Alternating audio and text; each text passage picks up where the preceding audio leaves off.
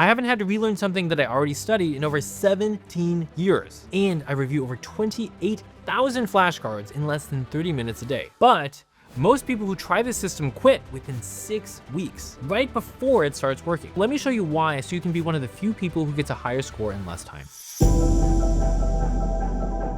So before I show you the system, let me answer the question that you were already asking. How is over 28,000 flashcards in 30 minutes even possible? I'll link to a video at the end. The short version is that your brain forgets on a predictable curve, known as the forgetting curve. If you review something at the right moment, in other words, right before you forget it, you will interrupt that curve and the memory is going to stick for longer. There are software programs that track these moments for you. They will literally show you the right card that you need to review at the right time. So over 15 years, the intervals stretched so far apart that those 28,000 flashcards only produce a small batch of reviews every single day. Most of those cards I haven't seen in years. Some of them have been more than 10 years. So ultimately, of those 28,000 flashcards, I'll probably only have to review under 50 cards in a day. That might only take me 15 minutes to study so that I never forget all of the things that I've learned over the last 17 years. But knowing this isn't the hard part. Almost everyone who hears this gets really, really excited, and they immediately just run up and they start building their own flashcard system, and then they quit within 6 weeks. Let me show you exactly when and why this happens so that you're not one of the people that quits right when it's about to work for you. I'm Alec Palmerton, and I've coached medical students, residents, fellows, and attendings through some of the hardest exams in the world, and this is the moment where I lose almost all of them. The problem is have you ever started a study system and you felt great about it for a few weeks, and then suddenly it felt like it was burying you alive? For this flashcard system, if your reviews start piling up, it's going to take you longer every day, and then people start to think, oh man, maybe this doesn't work for me. This typically happens sometime around week 3 to 6. Something that happens that makes almost everyone think that the system is broken. Now, here's what's actually happening. When you first start, you're adding new flashcards. Each new flashcard enters the system at a shorter interval, which means the first time that you make a flashcard and review it, the next time you should be seeing it is the next day. After that, it might be about 3 days, and then after that, it'll be about a week. So for the first couple weeks, the number of flashcards that you've been reviewing isn't so high, and so the pile that you're doing every day is actually still pretty small. But around week 3, 4, 5, all of those short interval cards start to hit the review dates at the same time. The cards you reviewed 3 weeks ago, where their interval at the time was 3 weeks, now are colliding with cards that you reviewed yesterday where the interval was 1 day. So your daily review count is suddenly going to double or triple. At this moment, it is going to feel like an avalanche and like your life is just like being sucked out of you. This is the moment that most people quit. They think that the system is broken and they think,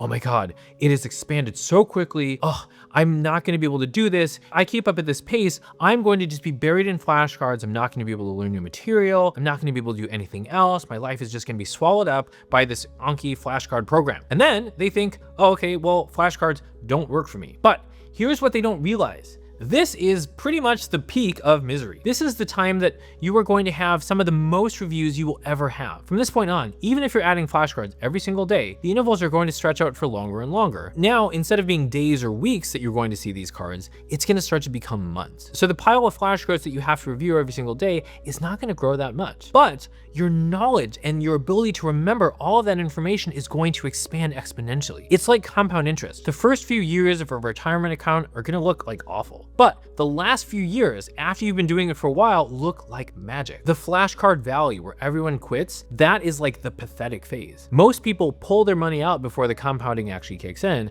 just like most people stop this system right at the time when they're going to experience the biggest results relative to the amount of time that they're putting into their studying every single day. This is especially true if you are making fewer flashcards over time, because if you do this correctly, everything that you're learning, you can now retain. And so if you don't have to constantly go back and relearn things, the number of times that you're going to have to make a new flashcard for something new that you've never seen before is going to drop. So oftentimes, if you're doing this properly, you may even start to see your reviews go down. So today, I only have to study maybe 15 or 20 minutes, whereas years ago, I was studying for hours a day. So if the valley is temporary, how temporary is it? And what's actually waiting for you on the other side? Now, I get it. It's one thing to say, push through, it gets better. It's another to see the actual numbers. If you're a medical student, resident, fellow, or attending, and you're studying for your board exams and want help, be sure to sign up for our 14-step free program. And in addition, if you want our team to help you to get there faster, be sure to sign up for a free call where we can help figure out exactly what's holding you back and how we can help you to get a higher score in less time. So let me show you what's on the other side of the valley. So you can see I have 28,655 flashcards. Now my daily reviews are about 50 cards a day or less. That's less than 0.5%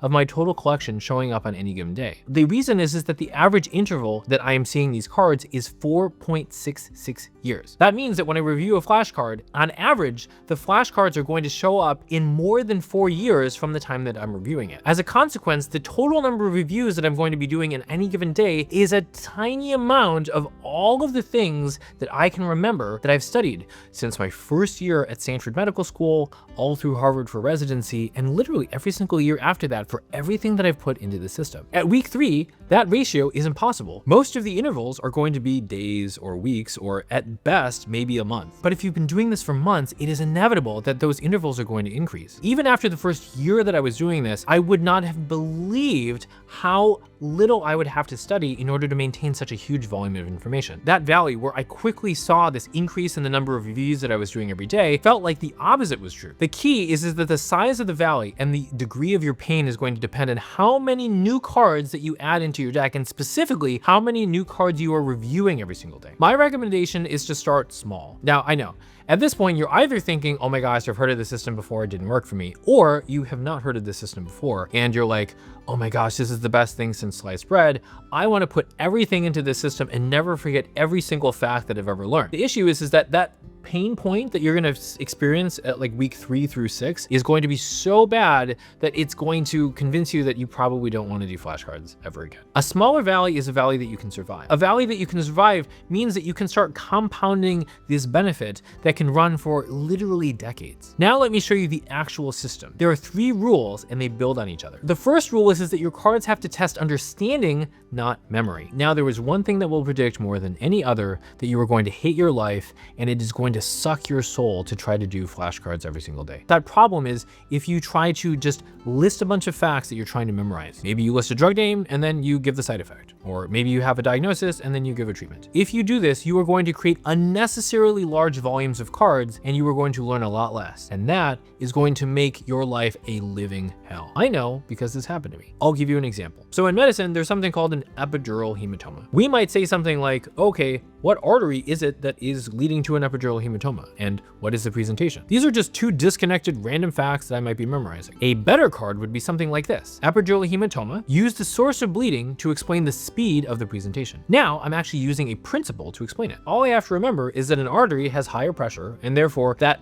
the blood that's spreading in the brain, that's compressing the brain, is going to spread faster because it's like a higher pressure system. And that if it were a venous bleed, right, which can lead to a subdural hematoma, that is a lower pressure system and therefore presents more slowly. So 1 card is literally doing the work of 5 cards, because now, even if they change the details of the question, because I understand a principle behind it, I can now get many related questions correct, whether it's about epidural versus subdural hematomas, or it's about bleeding in other organs. Rule number 2 is to let the algorithm decide when you review your cards. Now, the tool I've been talking about is called Anki. It is a completely free program. I have no relationship with it. It's open source, and it uses an algorithm that tracks your personal forgetting patterns and shows you each card at the optimal time, right when you are about to forget it, so that you don't forget it and you can remember it forever. You don't decide when to review a card. The algorithm does. That is literally the entire point. It is doing the math your brain cannot do. For those of you that have asked me in the comments, like, how can you do this with a paper or flashcard system? I don't know. I mean, it would be very difficult. You could do it. It's a lot easier for you to learn how to use a system like spaced repetition on a computer than it is for you to have to design a system like that using paper flashcards. The big mistake that I see people make is that as the interval starts to get longer, especially if you've got a test or something coming up, they start to mistrust the algorithm. They're like, well, the algorithm says that I'm going to remember this for 3 months, but I don't really trust it. So I'm going to hit again, and I'm going to hit hard and try to see the card sooner. Don't do that.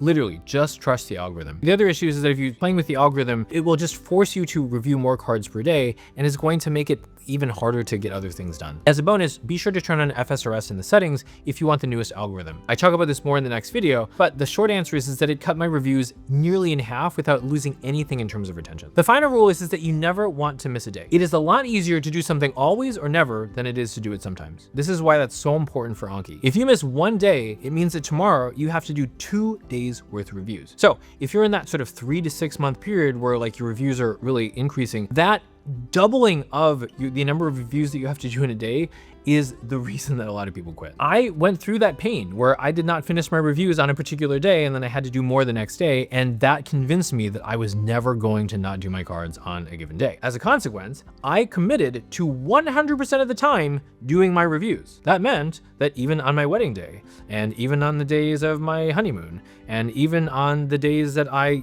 took major exams, I still did my cards. Now, in fairness, I was oftentimes doing my cards in advance, like there's a function where you can study in advance. So I didn't have as many to do on those particular days, but I made sure that at the end of the day, I was at 0 for my reviews on literally as many days as I could possibly do it. Not because I'm obsessive, but because I knew that 1 missed day would turn into 2, and 2 could easily turn into a week. And if that happened, I would be very tempted to say, well, I guess Anki just isn't my thing. 17 years, every single day. And the reason that I can say that I haven't had to relearn anything that I've learned in those 17 years is because I never gave myself a day where I was just gonna be like, oh, I'm just not gonna do my cards. You're not bad at remembering things. You just don't have a system yet. Now you do. If you wanna see exactly how to build the kind of flashcards that make this system work better than anything, the ones where one principle can replace 5 or 10 or even 100 facts, be sure to watch this video where I detail exactly how I did over 28,000 flashcards every day over the last 17 years.